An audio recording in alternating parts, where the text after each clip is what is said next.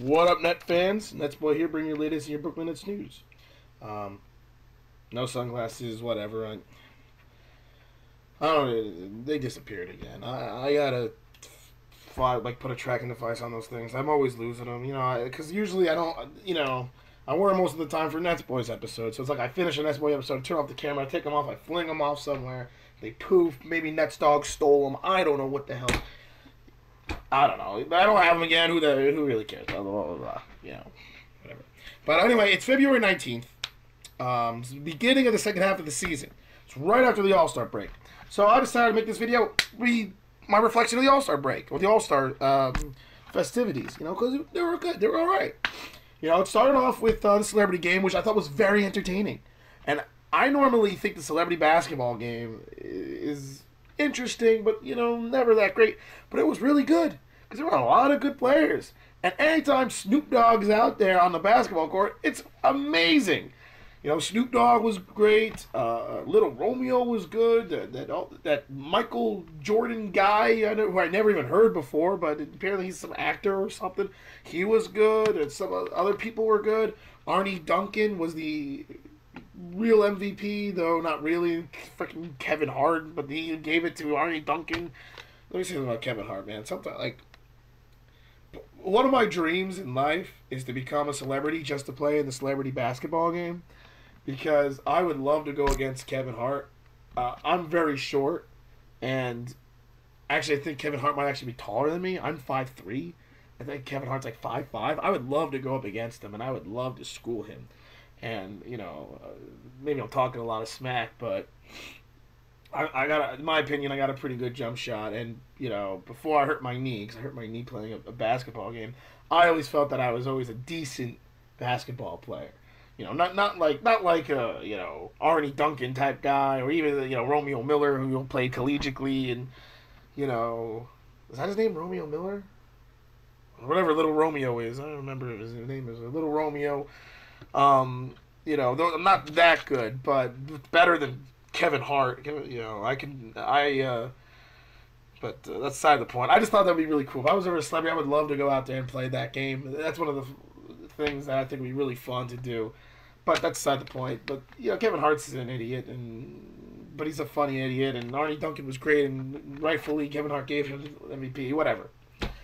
That was a celebrity game. It was good. I liked seeing it. Snoop Dogg, I love him, and it was awesome. Skill Shooting Stars Challenge, whatever. That's always a big joke. Chris Bosh, his team won it because Bosh is better at making a half-court shot than a three. Whatever. Damian Lillard's team, I don't even remember who his partner was, won the Skills Challenge. I kind of like the new format of the Skills Challenge, having partners, because I think that kind of makes it more interesting and allows more players to go out there and do things. I thought that was pretty cool. Was it Oladipo? Was it Victor Oladipo? No. Oladipo was with Michael Carter Williams. I don't remember who Damian Lillard's partner was, but they won.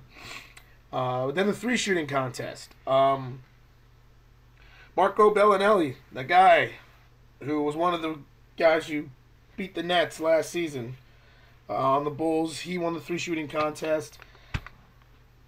My response to the three shooting contest was kind of more like a bunch of laughs.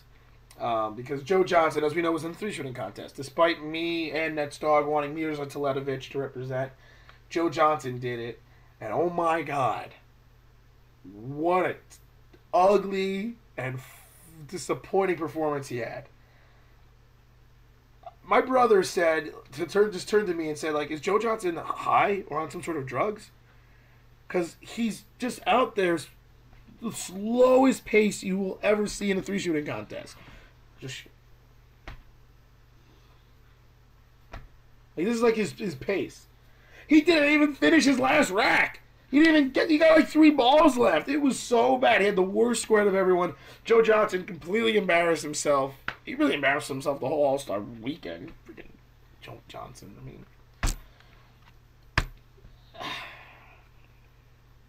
it was ugly. It was terrible. Teletovic would have won the three shooting contest if he was in it. I guarantee it.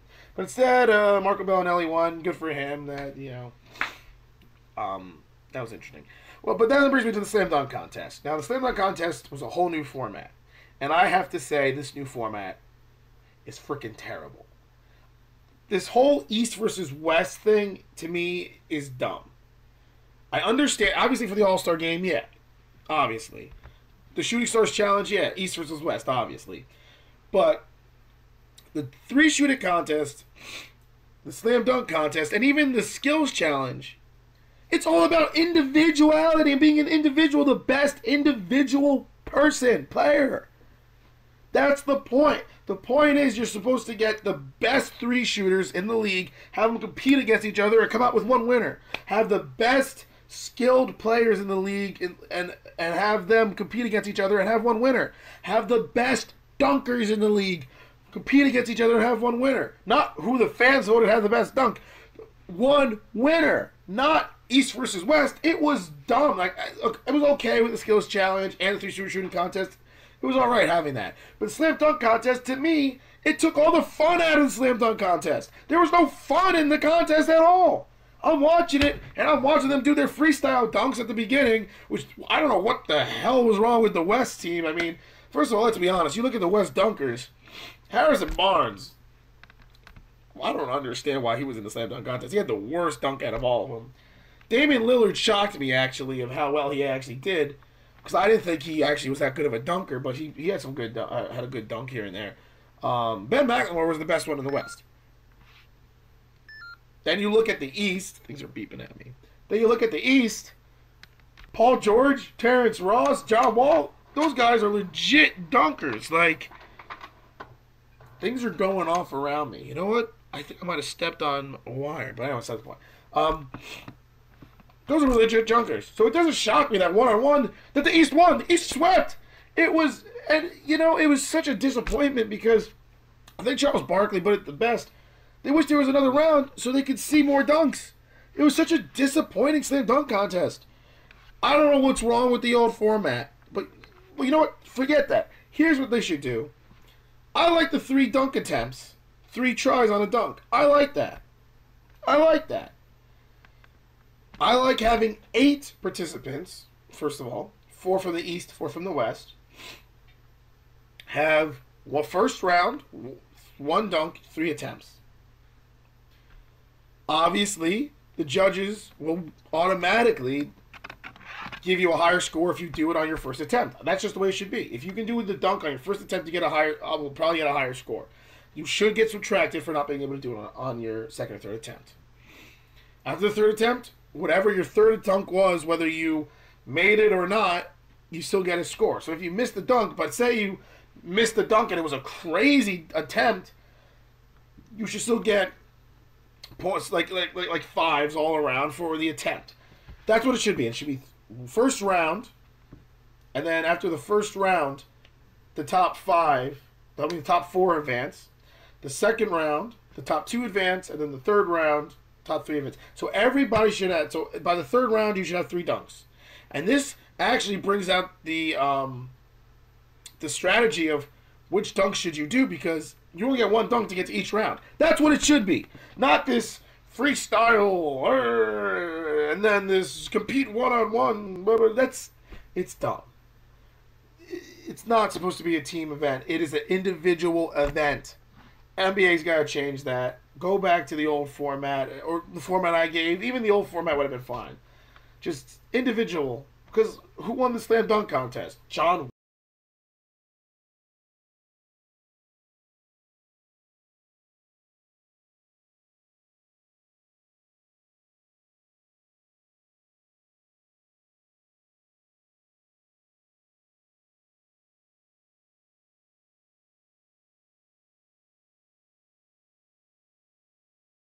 really dumb setup, and I,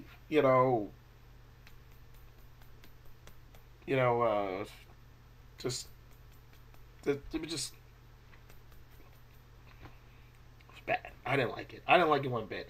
If you like that new slam dunk format, the hell with you, because you're just an idiot. Because the whole point of slam dunk contest is the best dunkers individually.